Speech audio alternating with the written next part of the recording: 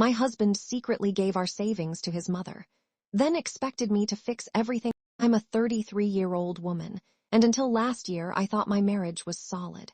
My husband, Ryan, and I had been married for 7 years. We weren't rich, but we worked hard. For years, we saved money for one dream, buying our first home. Every extra dollar went into that account. No fancy vacations. No expensive cars, just discipline and patience. By the time this happened, we'd saved almost $70,000. I was proud of us. Then one evening, I received a fraud alert from our bank. A large transfer had been made. Almost $50,000. I immediately called the bank. The transfer was real, and it had been authorized by my husband. I thought there had to be some mistake. Maybe he'd moved the money to another account. Maybe it was an investment. Maybe anything. When he came home, I asked him directly. His face went pale. Then he admitted the truth.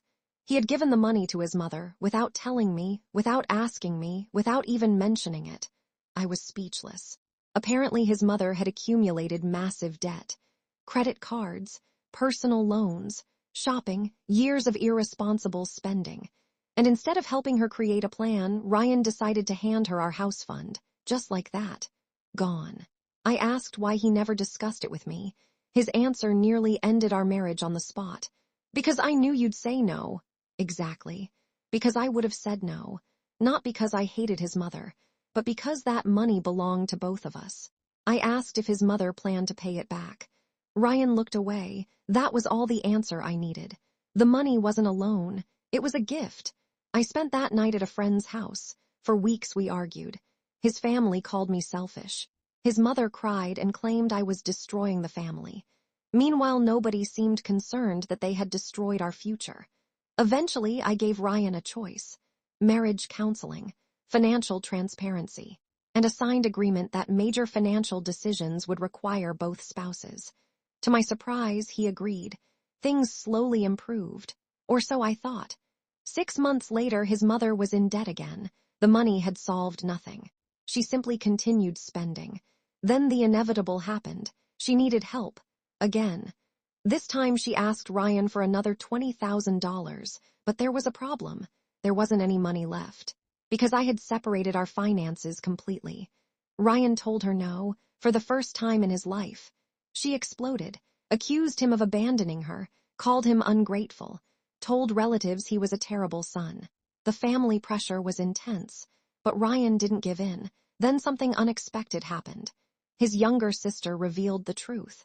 Apparently their mother had been manipulating everyone for years, borrowing money, creating fake emergencies, using guilt whenever anyone refused. The entire family started comparing stories, and suddenly a pattern emerged. Thousands of dollars had disappeared from multiple relatives. Nobody had ever confronted her, until now. The family finally stopped enabling her, and when the free money disappeared, so did the emergencies. Funny how that works. A year later, Ryan and I rebuilt our savings. Not all of it, but enough. Last month we bought our first home. The same dream we almost lost. His mother wasn't invited to the housewarming party. Not because we were being cruel, because trust had to be earned again, and trust takes longer to rebuild than money. The most satisfying part: Ryan finally understood something I'd been trying to tell him for years. Helping someone isn't the same as rescuing them from consequences. Sometimes what looks like kindness is actually enabling. And the day people stop enabling bad behavior, that's usually the day real change begins.